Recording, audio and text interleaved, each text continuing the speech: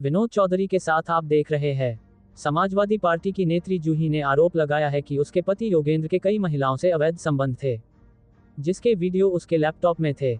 जब उसने लैपटॉप में से वीडियो निकाले तो उसके बाद पति ने उसके साथ मारपीट की, जिसमें उसका साथ पति के दोस्तों ने भी दिया। हालांकि इस पूरे मामले के बाद से पति योगेंद्र भी सामने आया था और उसने अपनी पत्नी जूही पर भी कई आरोप लगाए थे। योगेंद्र ने पत्नी जूही पर लाखों रुपए ऐंठने के साथ ही अपने पेट्रोल पंप पर कब्जा करने का आरोप लगाया था। हालांकि इस मामले में जूही ने कहा कि जब पति के नाम ही पेट्रोल पंप नहीं है तो वह कैसे कब्जा कर सकती है।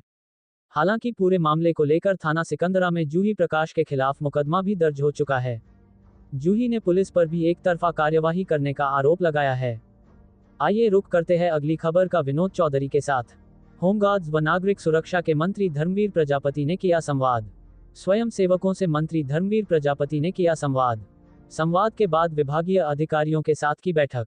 सिविल डिफेंस और होमगार्ड्स जवानों से किया संवाद। जल्द परेशानी समाप्त करने का मंत्री धर्मवीर प्रजापति ने दिया आश्वासन। सूरसदन प्रेक्षागृह में हुआ आयोजन। आगरा भाजपा विधायक के द्वारा पुलिस पर लगाए गए आरोप पर कहा कि कोई बात थी उसे ऊपर पहुंचना चाहिए था। पूरे मामले में इसकी समीक्षा की जाएगी। सपा सुप्रीमो द्वारा एनकाउंटर पर राजनीति के सवाल पर मंत्री ने दिया जवाब। बोले सपा मुखिया पहले अपने कार्यकाल की करें समीक्षा, सब आ जाएगा समझ में। योगी सरकार में कानून व्यवस्था हुई है दुरुस्त। मेरा नाम जूही प्रकाश है, समाजवादी पार्टी से पूर्व मेयर प्रत्याशी रही। जूही जी, आपके ऊपर एक मुकदमा दर्ज किया गया है, तो आपके हस्बैंड ने आरोप लगाया कि चुनाव में और भी तमाम पेट्रोल पंप आप नाम करवाना चाहते हैं, आप क्या कहना चाहते हैं? पहली बात है कि सर योगेंद्र ने जब मुझे दिए थे, ऐसा उसका कहना है, तब वो स्टूडेंट था, ठीक है। अगर दिए थे तो कोई प्रूफ होना चाहिए, चाहे वो चेक से दिया हो या कहीं ट्रांसफर किया। इतना बड़ा अमाउंट तो कोई नहीं दे सकता किसी को ऐसे ही। दूसरी बात, अगर उसने इतना बड़ा अमाउंट किसी को दिया है तो पहली बात तो वो इलीगल है। इतना बड़ा अमाउंट कोई किसी को दे नहीं सकता है, इलीगल है। अगर वो स्टूडेंट है, उसकी सोर्स ऑफ इनकम उस टाइम पे क्या है वो प्रूफ करे, एक स्टूडेंट की सोर्स ऑफ इनकम क्या है। दूसरी बात ये है कि अगर उसने मुझे 35 लाख रुपए दिए, क्या वो जीएसटी भरता था? जीएसटी भरता था तो उसका प्रूफ करे, उसके ऊपर इनकम टैक्स जीएसटी का भी मुकदमा बनना चाहिए ना सर। दूसरी बात, तीसरी बात सर ये कि इतना पैसा उसकी फैमिली में आता कहाँ से, क्योंकि उनकी घर में कमाने वाला उनके भैया हैं जो जीएसटी में ज्वाइंट कमिश्नर है। और भी तमाम आरोप लगाए हैं आपकी मुलाकात योगेंद्र से, और मारपीट का भी आरोप लगाया कि फ्लैट में मारपीट और उसके बाद बोतल वीडियो भी वायरल किया। सर घटना ये थी कि 17 तारीख की रात को योगेंद्र प्रताप सिंह के पास विक्रम करके जो पूर्व जिलाध्यक्ष उनका कॉल आया, तो इसने रेड लेबल की बोतल निकाली कि मैं उनके साथ बैठ के दारू पीऊंगा। तो मैंने बहुत फोर्स किया कि मत जाओ, घर में खाना बन चुका है, अब खाना खा के जाना। ये गया है, पहली बार ऐसा हुआ है कि इसका लैपटॉप है जो अनलॉक्ड रह गया है, तो मैंने उसको ओपन करके देखा, क्योंकि उसके अंदर मेरे ही वीडियोस थी बहुत पहले, जिसके बलबूते उस पर एफआईआर हुई थी। इसने मुझे ब्लैकमेल किया था। उसके बाद ये होता है कि मैंने इसका लैपटॉप ऑन करती हूँ तो मैं वीडियोस में जाती हूँ, तो वीडियोस में जाएंगे हम सीधा, क्योंकि मुझे वीडियो डिलीट करनी थी। वीडियोस में जाती हूँ तो वहां पे कुछ वीडियोस मुझे दिखती हैं, जिसमें से मैं एक वीडियो ओपन करती हूँ और अपना फोन निकालती हूँ और उससे उसको रिकॉर्ड करना शुरू कर देती हूँ, क्योंकि ऐसा होता है कि लैपटॉप से मैं कैसे ले पाऊंगी, मुझे कुछ भी पता नहीं है। तो मैं अपने फोन से रिकॉर्ड करती हूँ और योगेंद्र को व्हाट्सएप करती हूँ कि योगेंद्र ये क्या है। रोलिंग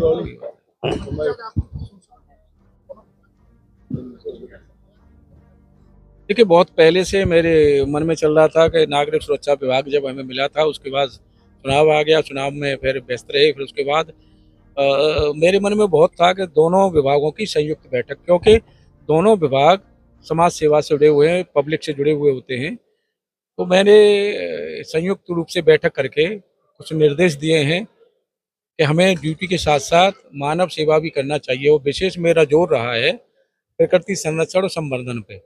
हम लोग अपने स्तर से क्या इसमें अपनी भूमिका निभा सकते हैं, एक जागरूकता अभियान चला सकते हैं। दोनों विभाग हमारे प्रकृति का स्वच्छ रहना, शुद्ध वातावरण में रहना हम सब लोगों के लिए बहुत जरूरी है। आने वाली पीढ़ी हमारी है, इसलिए प्रकृति का संरक्षण संवर्धन, और दूसरा जल का संरक्षण और संवर्धन। मैं आपके माध्यम से भी विभागों के अलावा आम लोगों से भी कहना चाहूँगा कि हमें प्रकृति का संरक्षण और जल का संरक्षण संवर्धन करना चाहिए। आने वाली पीढ़ी हमारी कहीं मुश्किल में फंसे, और उनके लिए शुद्ध हवा रहे, शुद्ध वातावरण रहे, शुद्ध पानी रहे, ये हम सब की जिम्मेदारी बनती है। ये कहा है हमने, और जो भी कुछ हमारे होमगार्ड के जवान, नागरिक सुरक्षा के जवानों ने अपनी कुछ बातें कही हैं, उस पर भी हम लोग विचार करेंगे और अमल करेंगे। नागरिक जो डिफेंस वाले हैं उन्होंने कहा है कि पहचान नहीं है।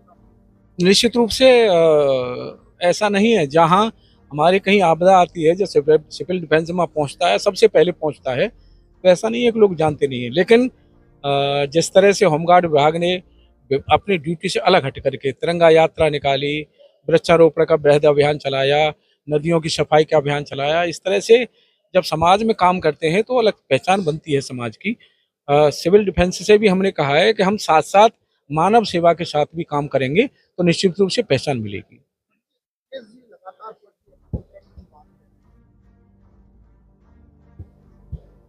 अपने कार्यकाल को अगर वो समीक्षा करेंगे तो मैं मान सकता हूं कि समझ में आ जाएगा कि क्या है। रही बात एनकाउंटर की, तो एनकाउंटर में वो लूट में व्यक्ति सम्मिलित थे, और पुलिस विभाग ने अपना काम किया है। पुलिस विभाग माननीय मुख्यमंत्री जी के नेतृत्व में जब से सरकार बनी है, कानून व्यवस्था मजबूत हुई है। मैं गया था चंडीगढ़। विधायक जी ने पुलिस पर बड़ा आरोप लगाया है कि पुलिस कमीशन रेट नहीं, कमीशन का रेट है। बड़ी राजनीति हो रही है विपक्ष की तरफ से इसका। निश्चित रूप से विधायक जी के अगर संज्ञान में कुछ बातें थी तो हमें ऊपर उच्च स्तर पर बतानी चाहिए थी, अगर कहीं कोई बात है तो।